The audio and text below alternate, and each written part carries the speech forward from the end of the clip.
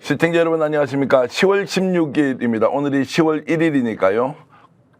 15일 뒤입니다. 서울시 교육감 재보궐선거 있는 것 아십니까? 후보가 누군지는요. 자, 그래서 오늘은 여러분들의 선택폭 넓혀드리기 위한 귀한 시간 만들었습니다.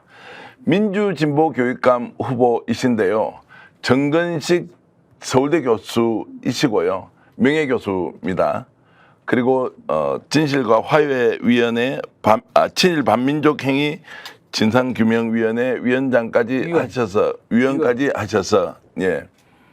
역사 문제에 대해서 아주 정통한 또 학자로서의 소견 정책에 직접 참여했던 경험이 있는 분인데요. 민주진보 교육감 단일 후보인 정근식 후보 모시고 정말로 유쾌 상쾌한 얘기 시작해 보겠습니다. 어서 오십시오. 예, 안녕하십니까. 선거운동 때문에 정신 없으시죠? 약간 바쁩니다. 예. 약간 바쁩니까? 그럼에도 불구하고 예. 아침이나 저녁에는 예. 또 명상도 하고 예. 마음을 잘 다스리고 있습니다. 그래서 오늘 시청자 여러분들께는 정근식 후보가 어떤 분인지 좀 우리 알아야 되지 않겠느냐. 뭐 예. 진보 보수 단일 후보 나왔다. 이제 이렇게 얘기하는 것은 어쨌든 정치적 논리도 이번에 크게 반영이 되겠지만 무엇보다도 정근식이라는 사람, 인간 정근식에 대한 탐구를 우리가 방송사상 최초로 스픽스에서 한번 교수님과 함께 제대로 따져보겠습니다. 예, 감사합니다. 자, 이미지로 보면 오랫동안 학자 생활을 한 분 같아서 굉장히 진지하고 진중할 것 같다 이런데 실제로는 어떻습니까? 예, 진중하기는 하지만 저는 우리 젊은 학생들하고 늘 같이 이렇게 상대를 했기 때문에 뭐랄까요, 유쾌한 또는 뭐 재미있는 그런 선생님이다 이런 평가를 많이 받아왔습니다. 평소에 농담 같은 것도 좀 잘 하십니까? 농담보다는 이렇게 치열업 하는 게 이 뭐랄까요, 우리 학생들을 이렇게 예. 치워주는 그런 얘기를 많이 하기 때문에 하여튼 뭐 전체적으로는 굉장히 유쾌하고 참 늘 선생님 만나면 에너지를 얻는다 뭐 그런 평가를 받아봤습니다. 제가 직접 그 교수님에게 가르침을 받는 학생이라고 생각하고 저 치열업 좀 한번 시켜보시죠. 주로 어떤 방식으로 치열업을 시키죠? 예, 오늘 보니까 아주 이 휴일 아침인데도 불구하고 아주 핸섬하고 아주 좋으네요. 그 에너지가 많이 있는 것 같아요.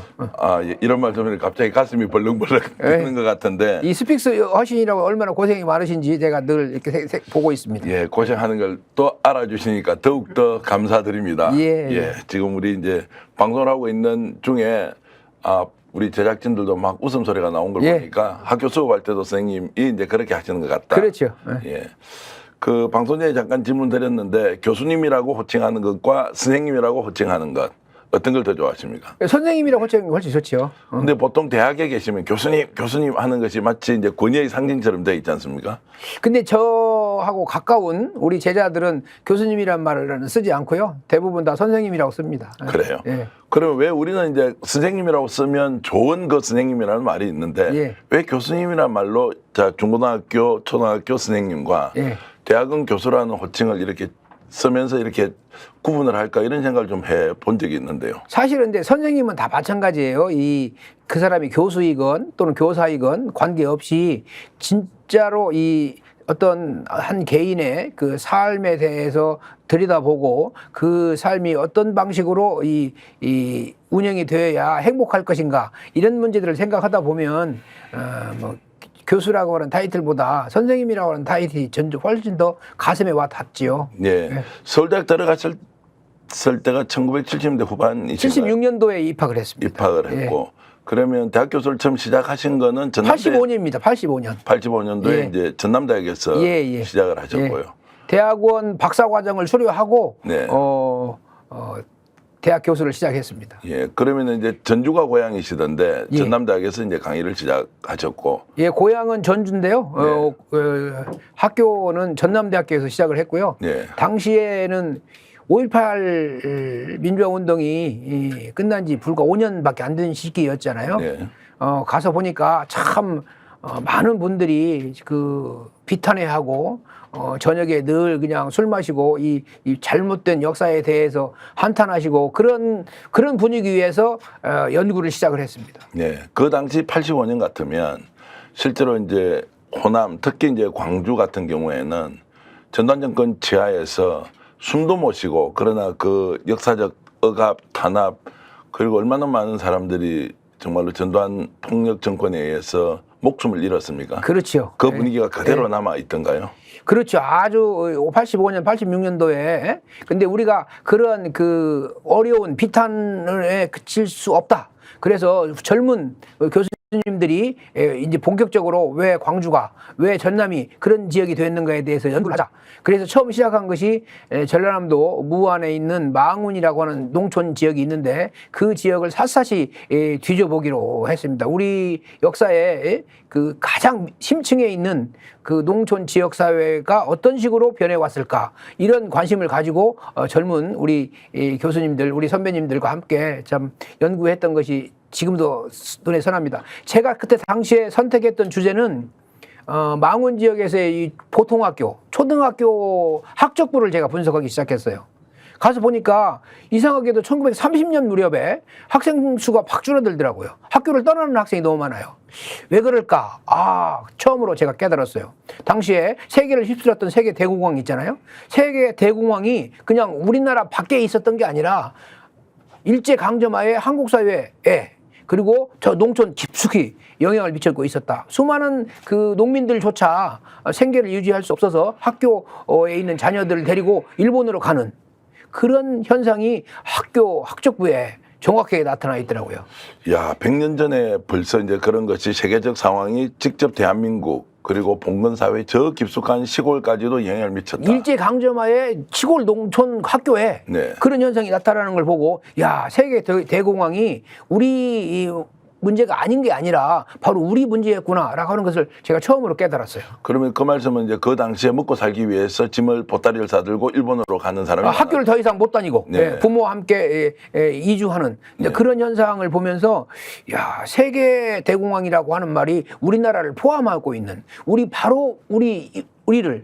이웃을 포함하고 있었던 현상이구나. 이걸 처음 깨달았어요. 자, 그러면 젊은 학자로서 그런 것들을 경험하고 난 뒤에 예. 지금 현재 이제 100년이 지난 이 시점에 조그만 사안도 이제 전 세계와 직접 연결이 되면서 뭔가 영향을 미칠 수밖에 없다. 그렇죠. 거의 동시간대로 움직이고 있습니다. 네. 이 세계와 한국 그리고 우리 사회의 서울 그리고 서울과 또 농촌 이런 것들이 사실은 이 별개의 세계가 아니라 하나의 축으로 같이 움직이고 있는 그런 세계다. 이런 걸 절실히 느끼죠. 굉장히 중요한 말씀을 해주셨고 저도 이제 깨달음이 좀 확 와 닿는데요. 자, 그러면 전남대에서 이제 교수를 몇 년 정도 하셨습니까? 제가 18년 반 했습니다. 18년 반을 하셨어요. 초창기에 아까 말씀드린 대로 그 전남 농촌에 대한 연구, 그 다음 시작한 게 뭐냐면 5.18 민주화운동 참여자들에 대한 체험 기록. 그게 유명한 한국 현대사 그 5.18 연구의 출발점이 된 그 연구입니다. 네. 우리 송기숙 선생님 지도하에 네. 제가 이제 중심이 되고 많은 그 연구원들을 모집을 해서 5.18 참여자들 500여 명을 기록을 했고 그 자료가 바로 우리나라 5.18 연구의 출발점이 되는 자료집이었다. 이렇게 그러면 평가할 수 있습니다. 학자로서 현장에서 젊은 시절에 그 광주에 대한 그 깊은 이해를 하고 있던 이제 이런 것들을 우리가 이제 경험으로 축적해 놓은 상태에서 예. 지금 현재 5.18과 관련된 우리 극우 세력들이 예. 자, 북한군이 왔다. 그리고 좌익들이 반동들이 반국가 세력들이 움직여서 만든 것이다 라고 하는 역사적 폄훼 그리고 공격 심지어는 그 억울한 죽음조차도 짓밟고 있는 이런 현실에 대해서는 어떻게 생각하십니까? 그 말이 안 되는 거죠. 제가 그 당시부터 87년, 88년부터 이제 그 작업을 시작을 했고요. 그래서 10주년이 되던 1990년에 중요한 그 심포지엄도 하고 그랬습니다. 그걸 보면서 왜 일어날 수밖에 없었는가? 그것은 한편으로 보면 민주주의를 위한 대의의 문제이지만 그보다 더 깊은 속에는 인간 존엄성이 훼손되는 것을 우리 시민들이 참을 수가 없었던 거죠. 그래서 민주주의 문제와 인권의 문제라고 하는 것이 아주 밀접하게 연결되어 있는 그런 것이구나. 그걸 제가 처음으로 깨달았습니다. 그러면 대한민국에 있는 극우 세력들은 저 광주 이제 민주화 운동에 대한 그 폄훼를 통해서 얻으려고 하는 것은 무엇이고 이걸 왜 이런 방식으로 얼토당토 안 하게 공격을 하는지. 그래서 왜 이 극우적인 분들이 왜 인권 문제에 대해서 잘 감각이 없는지 그런 것에 대해서 생각을 해보면 사실 5.18 문제는요, 민주주의를 위한 그런 것이지만 더 깊은 속에는 인간에 대한 깊은 이해, 인간 존엄성에 대한 이해, 인간 존엄성이 훼손되는 것에 대한 우리 시민들의, 우리 국민들의 그 뿌리 깊은 그런 반감, 이런 것이 작동하고 있다고 생각합니다. 우리나라가 인권 국가로 가는 가장 밑바닥에는 그런 인간에 대한 깊은 이해, 인간 존엄성에 대한 존중, 이런 사상이 있는 거 아닌가, 저는 그렇게 생각하고 있어요. 자, 그러면 1980년과 2024년으로 보면 44년이 지난 이 시점에도 예. 광주 문제는 여전히 우리 대한민국이 안고 있는 일종의 운명과 같은 이제 상황, 그리고 이것을 인정하지 않는 이제 이런 반국가 세력들의 거구적 준동, 이제 이런 부분을 우리는 어떻게 이제 지금 해소해 나가야 됩니까? 가장 제가 이제 과거에는요, 이 잘못이 있으면 잘못을 한 사람들에게는 벌을 줘야 한다라고 하는 그런 그 인식이 팽배해 있었습니다. 근데 이 사회라고 하는 것은 벌을 주는 것만으로는 해결되는 것이 아니더라고요. 그 사람들에게 스스로를 깨우치고, 그리고 잘못을 한 사람들은 그런 피해를 입은 분들에게 사과를 하고, 그리고 그럼으로써 진정한 의미의 사회적인 통합이 이루어지는 것이거든요. 그래서 저는 이제 이 5.18 문제를 해결해 나갈 때 진실에 기초하고 단지 그 벌을 가하는 그런 방향뿐만 아니라 동시에 그 치유를 하는, 치유의 핵심적인 포인트는 국가폭력을 인정하고 사죄를 하는. 근데 아시다시피 우리 전두환 전 대통령이 끝내 사과를 하지 않고 세상을 떴잖아요. 아마도 역사의 가장 중요한 오점으로 저는 남으리라고 생각을 합니다. 지금 너무 오래 지났기 때문에 그냥 넘어가자. 이제 역사 문제 원래 과거에 다 그런 거 있었지 않았느냐. 이제 지금 좀 미래로 가자라고 하면서 이 문제를 애써 외면하는 세력도 있고요. 실제로 이제 이런 과정에서 거구는 자신들의 정치적 또는 물적 이익을 위해서 끊임없이 이 문제를 이제 다루고 있는데, 중요한 것은 학생들이 교육을 받을 때 그러면 광주민주화운동이란 무엇이냐, 80년 광주가 우리 역사에서 무엇인가에 대해서 지속적으로 교육을 해야 하는데, 그런 이제 그 과정들은 요즘 잘 진행이 되고 있습니까?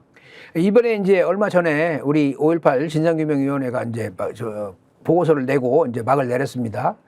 저는 이제 한 가지 그 가장 큰 그 어려움 또는 뭐 성취하지 못한 부분이 바로 전두환 전 대통령이 사과를 하지 않고 사죄를 하지 않고 떠났다라고 하는 거. 바로 이제 그게 어떻게 보면 영원한 숙제로 남을 가능성이 있다. 저는 그렇게 생각합니다. 기본적으로 미래는요, 과거의 잘못을 외면하는 데서 나오는 게 아니라 인정하고, 서로 인정하고, 그 다음에 동시에 사죄하고, 그럼으로써 화해하고, 그래야 밝은 미래가 만들어지는 게 아니겠습니까? 그 부분에 대해서는 하여튼 영원한 숙제로 남을 것이다라고 하는 생각을 하고 있습니다.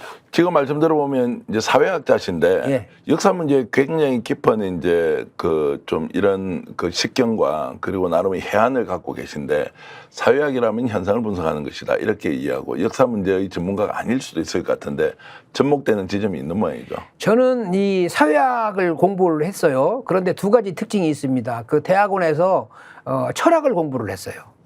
그리고 제 사회학의 전공 분야 중에 하나가 역사사회학입니다. 다시 말하면 한국 근대 현대 사회가 어떻게 변동을 했는가라고 하는 이 역사를 중심으로 하는 사회학적 상상력을 키워왔거든요. 그리고 이제 5.18 문제로부터 인간 존엄성에 대한 그 이해가 생기면서 제가 가장 그 눈을 돌린 게 우리 사회에서, 우리 역사에, 우리 근현대사에서 가장 피해를 받고 차별받은 분들이 누구겠습니까? 한센병 환자들입니다. 네. 그래서 소록도 연구, 그리고 선교사들이 세웠던 그런 나병 수용소, 이런 것들을 연구하면서 제가 이제 이 누구도 쉽게 접근하지 못했던 그런 한센병 문제를 연구를 했고요. 그게 바탕이 되어가지고 일본 정부로부터 보상을 받게 됐고, 또 광복 이후에 한국 정부 하에서 이루어진 한센병 환자들에 대한 어떤 차별의 문제를 제기하면서 우리 변호사님들과 함께 그 강제적인 그런 낙태 수술이나 정관 수술에 대한 보상 소송을 승리로 이끌었던 그런 기억이 있습니다. 제가 직접 법정에 나가서 증언도 하고, 그럼으로써 우리 그 사법부에서 올바른 판단을 내릴 수 있도록 일조를 한 것이 제 나름대로의 보람입니다. 그러면 이제 제가 지금부터는 역사사회학자 예, 정근식 후보 이렇게 하는 것이 오히려 더 이제 맞고 이해하기도 쉽겠습니다. 그럴 수도 있습니다. 예. 그 학창 시절로 잠깐 돌아가 보면 제가 예. 듣기로는 이제 대학 다닐 때 예. 이미 야학 교사로 활동을 하셨다는 얘기를 들었습니다. 예, 예. 그러면은 전주에서 그 소위 말하는 엘리트 고등학교지 않습니까? 예. 전주고등학교를 나와서 서울대 사회학과면 뭐 굳이 야학 같은 데 가서 또는 또 빈민운동을 하는 분들 뭐 이렇게 하는 것보다는 야 이제 내가 좋은 고등학교 좋은 대학 왔으니까 그냥 나도 출세하자 이렇게 생각을 했을 수도 있을 텐데 그 특별히 계기가 있었습니까? 그때 당시에는 이제 서울대학교 사회 계열 들어오면 법대도 갈 수도 있고 또 경영대도 갈 수도 있고 그랬지만 저는 이제 사회학을 선택을 했고요.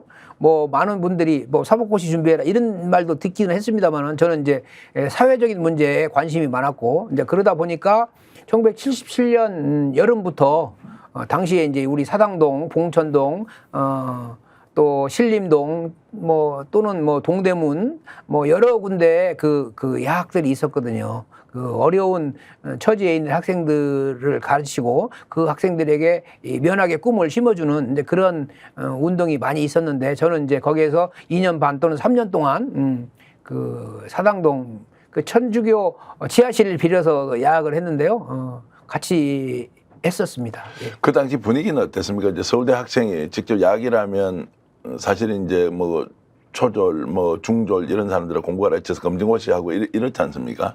그 당시에는 이 경찰들이 예. 늘 수시로 혹시 의식화 교육을 하는 거 아닌가 뭐 이런 것 때문에 수시로 찾아오기도 하고 그랬지요. 그런데 저는 이제 그런 것보다는 우리 이 어린 학생들 특히 이제 당시에 어리지만 공장에 나가는 사람들도 많이 있었고 그래서 그분들에게 이 용기를 심어주는 가난 때문에 공부의 꿈을 접을 수는 없다라고 하는데 그런 맥락에서 제가 열심히 그 야학 활동에 참여했던 기억이 있습니다. 그 모든 그 당시 학부 학생들이 야학에 가거나 이렇게 사회적 활동에 적극적이지는 않았을 것 아닙니까? 그 당시에. 그 당시에는 이제 이 학생 소위 말하는 대학의 운동권 학생이라고 하면 이 언더 서클을 활동을 하는 사람들이 있고요. 그다음에 이제 그런 야학 활동이나 이런 걸 통해서 우리 사회를 좀 피부로 느끼는 이제 그런 쪽의 학생들도 있고요. 근데 또 말 그대로 공식적인 그런 그런 학교 수업에 열심히 있는 학생들도 있고 당시에는 학교 수업보다는 그런 다른 활동들이 더 많았던 것 같아요. 네. 좀 특별하셨습니까? 아니면 그 당시 비슷한 분위기였습니까? 어떻습니까? 그러니까 선생님이 그 당시 활동한 것이 그 상당히 많은 학생들이 예. 그런 활동을 했어요. 네. 예. 그 어떻게 전주에서 전주고등학교 갔으면 집안이 부유하고 이랬습니까? 아 그렇지는 않습니다. 예. 뭐 평범한 그런 가정입니다. 예. 예. 저희 아버지가 일찍 돌아가셨지만 할아버지께서 저를 잘 키워주셔서 제가 무사히 공부를 잘 할 수 있었습니다. 자, 서울대학을 이제 졸업하고 이제 외국 유학 가셔서 이제 전남대 교수 하셨던 건 아까 이제 말씀. 유학은 안 갔습니다. 유학을 안 예, 가고 우리 서울대학에서 서울대학에서 석사 과정 하고 예. 그다음에 박사 과정 수료하고 그리고 이제 대학에 갔죠. 그러면 이제 단점처럼 좀 보일 수 있는 질문으로 좀 넘어가 보겠습니다. 예, 예. 자, 이번에 이제 교육고문부로 출마하셨습니다. 그리고 역사 문제 남다른 식견을 가지고 우리 사회에서 꼭 필요한 이제 우리 정책에 참여도 하셨는데 지금 이제 서울대 출신들이 나라 망치고 있다 이런 말씀 많이 들으시죠.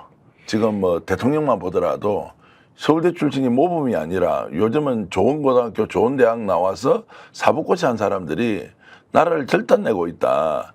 이런 이제 편견이 과거에는 정말 편견이었는데 요즘은 다양성 측면에서 보면 엘리트주의에 좀 물들어 있는 서울대 출신이 나라 망치는 거 아니냐. 그래서 좀 서민적이지 않을 수 있다. 정근식 교수님은 어떤 분이지? 이렇게 질문을 하면 어떻게 설득을 하시겠습니까? 서울대학교 출신이 다 똑같은 건 아닙니다. 어떤 분들은 그런 뭐랄까요, 뭐 출세 지향적인 분들도 있고 어떤 분들은 우리 사회가 바르게 나가야 한다라고 하는 그런 여러 가지 그 고민과 운동과 하는 분들도 있고요. 서울대학교가 똑같은 사람들은 네. 아닌데 제가 생각하기에는 그 갈수록 이 뭐랄까요 그 최근에 이제 서울대학교에 들어오는 학생들 중에 그러한 그 사회적인 책임이랄까 이런 것들을 좀 잘 이해하지 못하는 그런 학생들이 늘어나고 있다라고 하는 진단을 하고 있지요. 근데 일률적으로 판단하기는 어렵고요. 네. 좀 더 제가 보기에는 서울대 학생들이 좀 더 사회적인 책무에 역사적인 어떤 흐름에 충실한 그런 엘리트로 자라날 것을 소망을 합니다. 제가 몇 년 전에 서울대 총장 선거에 출마한 적이 있어요. 어떻게 하면 서울대학교 개혁을 통해서 우리 서울대 학생들의 문제도 개선하고 더 나아가서 우리 사회에 도움이 되는 그런 서울대학교로 만들 것인가에 대한 고민이 있었습니다. 과거에는 엘리트라고 하면 이제 사회를 선도하고 지도자로서 모범을 보이고 또 뭔가 그 사람을 통해서 우리가 많이 배웠으니까 우리도 저 사람처럼 살아보자 이제 이런 게 있었는데 오히려 요즘은 엘리트주의가 이제 만연하면서 예. 정말 왜곡된 현상들이 많이 나타나니까 자 이거 극복해야 된다. 그렇죠. 그러면 이제 교육감 후보로서 서울시 교육수장이 된다면 예. 이 엘리트 교육을 이제 어떻게 할 거냐 한계에 왔다라는 지적에 대해서는 어떻게 생각하세요? 지난 그 10년간의 공교육 정상화 노력이 있었지요. 제가 이 진단을 해보니까 초등학교에서는 상당히 뿌리를 많이 내렸습니다. 중학교에 가면 중간 정도가 되고요. 고등학교로 가면 그 이른바 혁신교육이 내세우는 이념과 그 대학 입시라고 하는 엄중한 제도가 부딪히면서 별로 이렇게 효과를 못 내요. 다시 말하면 이 초중등 교육의 정상화는 반드시 대학 입시나 나아가서 획일적인 수직적인 대학 서열 구조를 바꿔야 그 이상이 실현될 수 있다. 이렇게 판단을 합니다. 이 과도한 우리나라의 이 입시 경쟁주의는 서울대학교나 또는 뭐 서울의 이른바 스카이라고 불리는 대학을 정점으로 해서 수직 계열화되어 있거든요. 어떻게 하면 그 경쟁 자체를 없앨 수는 없습니다. 그리고 그런 구조는 불가피한 측면이 있지만 어떻게 하면 경쟁을 완화시킬 것인가, 그리고 선택을 다양하게 할 것인가, 이런 각도에서 현실적으로 접근해야 한다. 그렇게 생각을 하고요. 근데 일부에서는 뭐 서울대학교 10개 만들기 아주 좋은 그런 아이디어이기는 하지만 실제로 우리 사회가 10개를 만들 수 있는 그런 역량이 있는가, 거기에 대해서 제가 깊은 고민을 했고, 한편으로는 이미 그 우수한 대학의 역량을 좀 더 나누고 밑에 있는 그 지방 국립대학 중심으로 해서 그걸 좀 북돋우는, 그러니까 위로의 길과 아래로의 길이 만날 수 있는 방안이 궁극적으로 우리 교육을 살리는 그런 방향이 현실적인 방향이다. 너무 이상주의에 치우쳐서도 안 되고 너무 뭐랄까요, 그 현실 추수주의랄까요, 에 가서도 안 된다. 그것을 이상적이지만 현실적인 그런 조건을 감안하면서 그 문제를 장기적으로 풀어가야 한다. 저는 그렇게 생각하고 있습니다. 자, 이제 이론적으로는 가능하지만 현실적으로 그게 되느냐, 엘리트 교육과 예. 그리고 이제 예를 들어서 뭐 대중교육이라고 해야 됩니까? 형평성 교육. 예. 형평성 교육을 이렇게 예. 이제 상호 보완하거나 조화롭게 한다는 것이 현실적으로 가능하냐? 수없이 많은 교육 전문가들이 또는 교육계 수장이 이런 걸 하겠다고 했는데 교육 문제 이거는 누구한테 맡기더라도 안 된다. 진보 보수의 문제가 아니다. 라고 하면서 구체적으로 국민들 또는 교육 수요자들이 받아들일 수 있는 그런 현실적인 안을 만들기가 어렵다라고 하는데 지금 이제 후보께서는 나는 만들 수 있다라고 확신을 좀 갖고 계신가요? 저는 구체적인 그런 생각을 한 적이 있습니다.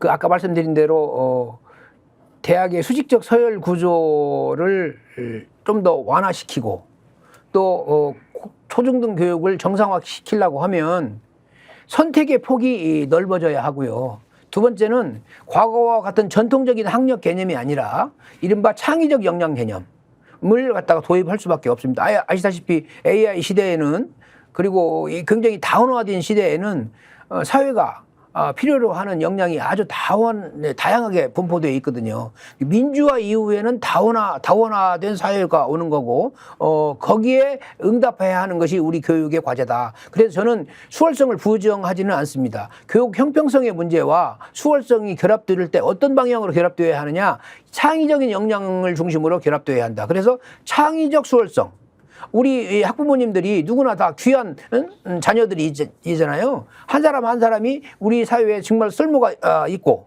더 나아가서 세계를 선도할 수 있는 그 인재로 커 나가야 한다라고 하는 것이 학부모님들의 간절한 바람 아니겠습니까? 그래서 그것을 결합시킬 수 있는 방안을 우리가 모색해야 한다. 물론 짧은 기간에 교육감이 할 수 있는 것은 아닙니다만은 그런 기본 방향을 설정할 수는 있다. 저는 그렇게 생각을 합니다. 이 방송을 보시는 분들이 깜짝 놀랄 것 같은데요. 저 역시 인터뷰를 하면서 정건식 후보가 이런 분이었구나라는 생각을 하니까 그냥 서울대 사회학과 교수 출신 또 정부에 참여했던 인사 그리고 이름이 좀 알려져 있으니 상대적으로 교육감 후보로 나왔다라고 했는데 말씀을 직접 들어보니까 깊이나 넓이가 완전 다른 것 같아서 아마도 진보 교육감에 대해서 기대를 하고 있는 시청자들은 깜짝 놀라면서 굉장히 좋은 후보 나왔다 이런 생각은 할 것 같습니다. 제가 전에 아까 말씀드린 대로 서울대 총장에 도전을 할 때 가장 큰 문제의식은 미국의 대학은 쉽게 말하면 하버드 대학, MIT 대학 또는 뭐 존스 홉킨스 대학 그런 각 분야의 유수한 대학들이 있잖아요. 우리는 그걸 어떻게 가질 수 있을까? 방안이 있습니다. 지금 서울대학교는요. 관악 캠퍼스가 있고요. 의대 연건 캠퍼스가 있고요. 또 공대가 있고요. 저는 이미 이 세계적인 대학 수준에 올라와 있는 이 스카이 대학들, 특히 서울대학을 갖고 있는 자산을 좀 더 사회적으로 공유할 수 있어야 한다. 우리 대학들이 공유할 수 있어야 한다. 그런 방향으로 생각을 했습니다. 그래서 우리가 동시에 하버드 대학과 MIT 대학과 존스 홉킨스 대학을 가질 수 있는 방안, 그런 것들에 대한 깊은 생각을 했고 당시에 서울시장이나 경기도지사 이런 분들하고 그런 문제에 대해서 상의한 적도 있습니다. 지금 뭐 여기에서는 뭐 이 서울시 교육감 선거이기 때문에 거기에 대한 구체적인 말씀을 드리지 않지만 하여튼 중요한 것은 우리 초중등 교육의 이 정상화는 반드시 대학 문제와 연결되어서 생각하지 않으면 그 방향을 잃을 가능성이 많다. 저는 그렇게 판단합니다. 이미 유권자들은 알고 계신 겁니까? 이제 10월 16일이 서울시장 보궐선거입니다. 저도 이제 투표권을 가지고 있는데요. 자, 정건식 후보 민주진보 교육감 단일 후보로 지금 현재 인터뷰를 하고 있습니다. 많은 분들이 의견 주시는데요. 정건식 선생님 참 좋아요. 그리고 유쾌한 정쌤이 서울시 교육감 꼭 당선되시길 바랍니다.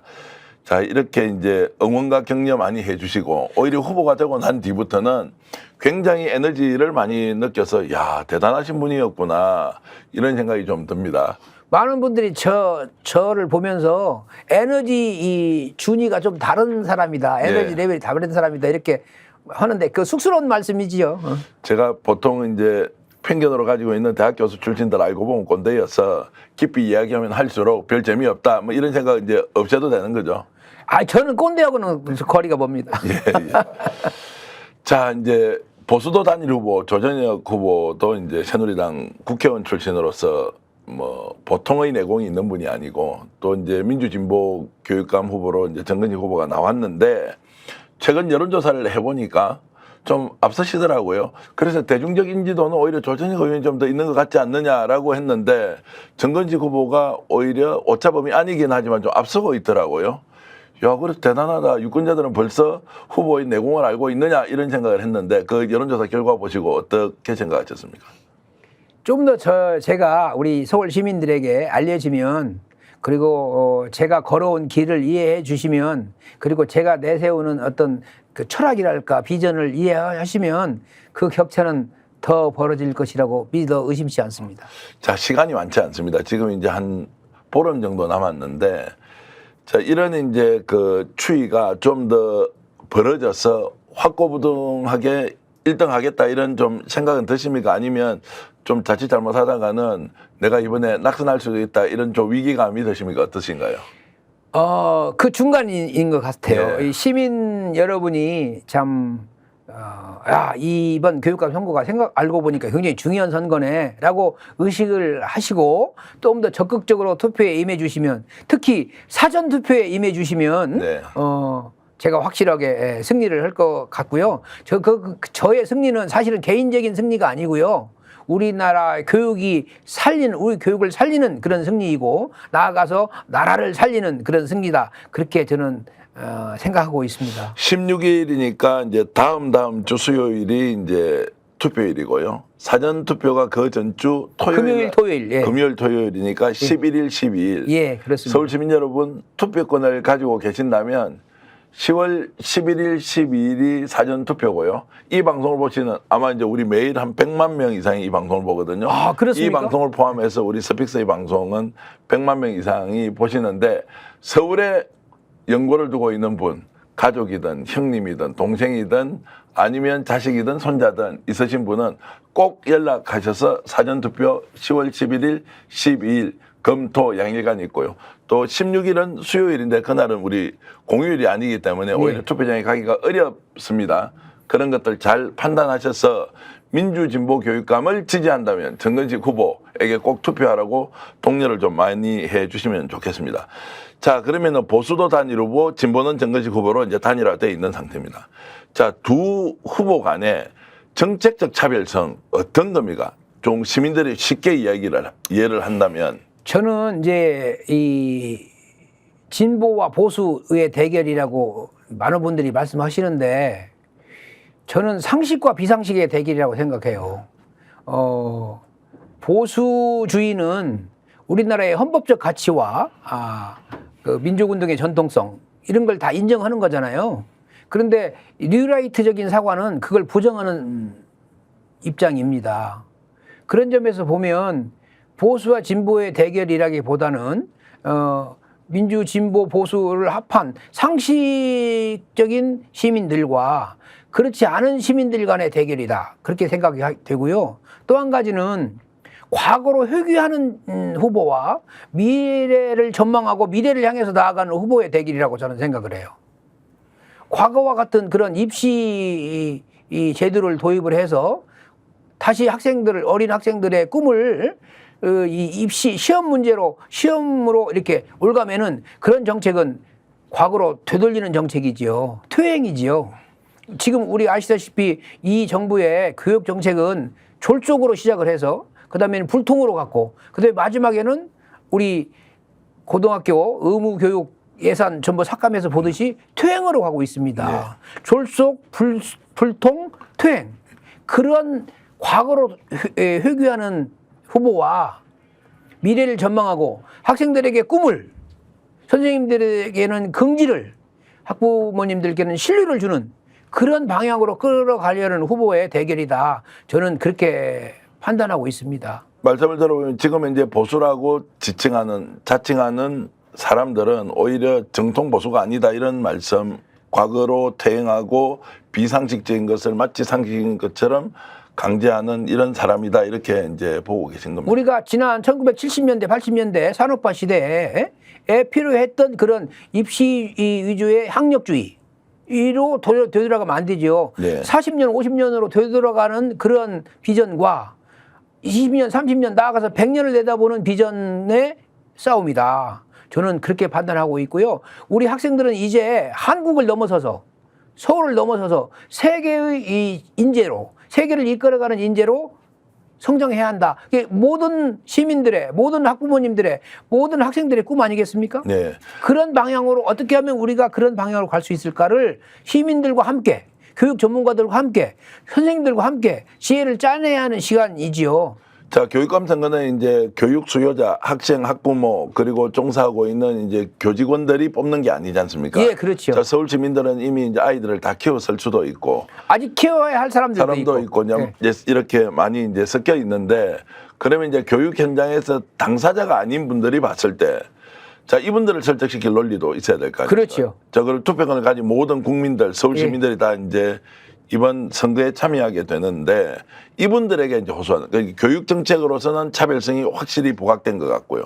자, 교육을 알고는 있지만 나는 이제 교육의 이해 당사자가 아닌 사람들한테 어떤 교육감의 이미지를 주고 그분들을 설득할 것이냐 이런 나름의 전략이 있다면 좀 말씀을 해주시죠. 교육 문제는요. 당시 교육 당사자들, 교육 공동체에 있는 교육 당사자들만이 아니라 모든 국민들이 경험을 했고 또 경험을 해야 할 그런 문제들이거든요. 전부 어떻게 보면 교육 전문가들입니다. 따지고 보면 자기의 경험에 기초해서 나름대로의 견해를 갖고 있는 그런 시민들 자체가 교육 전문가들이거든요. 그분들의 의견 하나하나를 소중하게 받들어야 하고 또 서로 다른 의견이 있을 때는 그것들을 어떻게 잘 균형을 잡을 것인가, 이게 핵심적인 포인트라고 저는 생각을 합니다. 절대로 이 교육 문제는요, 교육 전문가들의 문제만도 아니고 대학에 있는 교수나 무슨 학교에 있는 선생님들만의 문제가 아니죠. 그분들이 겪고 있는 어려움을 이해하면서 우리 시민들이 갖고 있는 각자의 견해를 어떻게 하면 균형을 잡고 길게 보면서 그 문제들을 그 지혜들을 합칠 것인가, 이게 저는 핵심적인 문제라고 생각을 합니다. 자, 그래서 이제 10월 16일 날 이번에 이제 서울교육감 이제 재보궐선거를 통해서 이제 취임을 하셨다. 제일 먼저 내세울 1호 공약은 어떤 겁니까? 우선 시민들의 의견을 듣는 그런 그 위원회를 만들겠습니다. 서울교육 플러스라고 하는 그 위원회를 만들어서 누구나 다 서울교육에 대한 방향에 대해서 말씀을 하고 또 그것을 경청하고 하는 그런 장을 만들 것입니다. 두 번째는 지금 현재 우리 역사 교육 굉장히 큰 위기에 빠져 있습니다. 우리 학생들 굉장히 미래가 불안해요. 우리 학생들 굉장히 아노미적인 상태에 놓여 있습니다. 거기에 잘못된 역사인식이 결합이 되면 우리나라가 어디로 갈지 모릅니다. 그래서 두 번째는 우리 역사 교육을 어떻게 바르게 할 것인가. 그리고 실제로 선생님들과 학생들에게 실제로 도움이 되는 그런 제도들은 무엇인가. 그래서 제가 서울 역사 자료센터 이런 걸 만들 계획에 있습니다. 이제 그런 정책을 만들어서 시민들에게 반드시 진보민주 교육감이 선출된 게 훨씬 더 나았다는 것은 이제 꼭 약속으로서 이제 보여주시면 되고요. 정치적인 사안에 대해서 좀 여쭤보겠습니다. 예. 자, 윤석열 정부 지금 2년 만이 딱 지났습니다. 반환점으로 돈다. 이제 이런 상황까지, 이런 시점까지 왔는데 이 정도로 못할 줄 알았습니까? 우리 광복교 회장님이 예. 윤석열 대통령 후보 시절에 많은 도움을 주셨잖아요. 그리고 대통령 그 취임 초기에도 처음 만난 분이 광복교 회장님이었거든요. 그분이 지난 광복절을 맞이해서 분노와 배신감을 토로를 하셨고 뭐 그런 말씀도 하셨잖아요. 용산에 밀정이 있는 것 같다. 그런 말을 하셨잖아요. 얼마나 실망이 컸으면 그랬을까. 윤석열 대통령 후보를 찍었던 많은 시민들이 후회하고 있지 않습니까? 저는 지금이라도 좀 더 좀 내려놓고 남은 기간 동안 국민들을 위해서 국민들의 눈높이에 맞게 갔으면 좋겠다 이런 생각을 하지만 이게 교육감 선거이기 때문에 제게 과도한 정치적인 발언은 자제하겠습니다. 예, 알겠습니다. 뭐 저는 정치적 발언을 많이 할수록 오히려 관심이 높아진다고 생각하는 사람이지만 예. 굉장히 겸손하게 이제 정치적 현안에 대해서는 비교적 교육감 후보로서 자제하겠다는 말씀도 충분히 제가 존중하면서 경청하겠습니다. 지금 보수 후보가 단일화되면 윤석열 정부 차원에서 이번 선거 지면 정권의 명운이 여기에 달려 있다. 그래서 예. 어떤 식으로든 필사적으로 서울교육감은 이제 보수 단일 후보가 됐으니까, 과거에는 보수 단일 후보가 되지 않아서 진보 쪽에서 먹었다면 이번에는 반드시 우리가 먹는다라고 하면서 별 잡음 없이 이제 후보 단일화를 했습니다. 야, 이러면 이제 보수 이기는 거 아니냐라고 이길 수 있다라는 자신감이 꽉 차 있고 또 정권이 적극적으로 도울 것이다라고 생각하고 있거든요. 자, 이 높은 파고를 헤쳐나갈 전략이 있습니까? 전략은 정도를 가는 길입니다. 우리 헌법이 정한 바에 따라서, 법률이 정한 바에 따라서 정도를 가게 되면, 그리고 아까 말씀드린 대로 서울 시민들이 정건식이라는 사람이 어떤 사람이구나 라고 하는 것을 알게 되면, 그리고 제가 내세우는 서울 교육의 어떤 비전에 대해서 조금이라도 이해할 수 있게 되면 그런 일은 벌어지지 않을 것이다. 저는 그렇게 믿어 의심치 않습니다. 말씀을 들어보면 들어볼수록 굉장히 강한 분인데 표현을 부드럽게 하시면서 하시고자 하는 목표는 반드시 달성하는 스타일이시구나, 이런 생각이 제가 좀 들었습니다. 저를 지지해 주시는 분들, 그리고 아직까지 아직까지 저를 잘 이해하지 못해서 아직까지는 지지를 주저하시는 분들, 이런 분들에게 제가 자신 있게 믿어 주십시오, 이렇게 말씀드릴 수 있습니다. 순간적으로 드는 생각이 이랬습니다. 정근식 후보를 누가 발굴했지? 이분 발굴한 사람 대단하다. 서울교육감으로 딱 적임인데 왜 지금 나왔지? 예전에 나왔어도 훨씬 더 좋은 일을 많이 하셨을 수도 있겠다. 뭐 이런 생각이 순간적으로 들어서 혹시 선출적으로 직접 나가보라고 하신 분이 주위에 좀 계셨습니까? 아니면 스스로 자가 발전해서 이렇게 하셨습니까? 한편으로는 제가 이제 광복절 사태를 보면서 내가 그 일이 있어야 되나 이런 생각이 있기는 있었지만, 구체적으로는 이제 조희연 교육감이 이제 직을 상실한 이후에 많은 분들이 우리 생각해 보니까 당신이 가장 좋은 것 같아, 이런 격려가 엄청 많았거든요. 그래서 이제 그 두 가지 제 마음 속에서 어떤 소명을 다해야 한다라고 하는 생각과 그 주위에서의 그런 격려가 결합이 돼서 제가 과감한 결정을 했습니다. 가장 강력하게 영향을 미친 분이 누구셨어요? 말씀하십시오. 방송이 유튜브여서 뭐 KBS 출연하시는 건 아닌데 이번 출마를 결심하게 된 가장 강력한 힘 또는 응원 또는 좀 밀어주신 분이 누구셨어요? 저와 함께 오랫동안 어떤 그 우리나라 문제를 토론하고 논의하고 했던 그 친구들이 많이 있어요. 예. 그 친구들 중에 한 사람이 이제 조희연 교육감이지요. 네.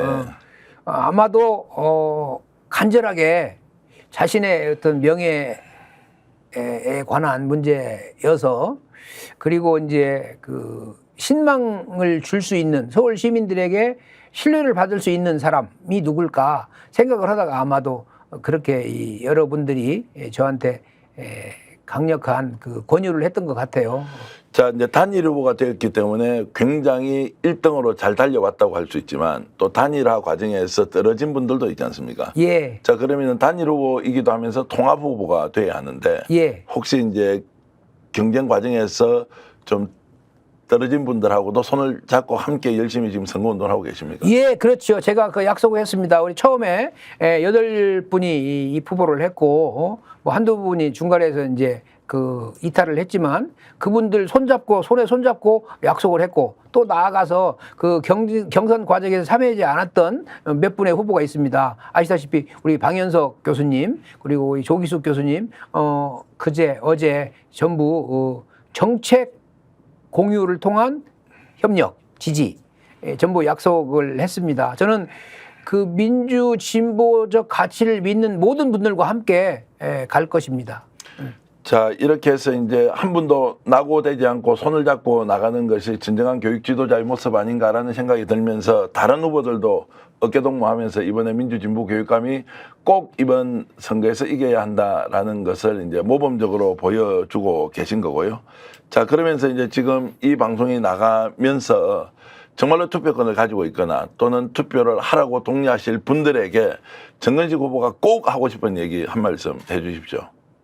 제가 우리나라의 민주 진보의 가치를 더 나아가서 때때로는 보수의 가치까지도 포용을 하면서 서울 교육을 바르게 균형 있게 치우치지 않고 끌어가겠습니다. 더 나아가서 교육 형평성의 문제뿐만 아니라 취약계층 학생들뿐만 아니라 또는 장애를 가진 학생들뿐만 아니라 다른 소위 말하는 그 이 수월성을 원하는 우리 학생들 모두가 인재가 되어야 하는 거 아니겠습니까?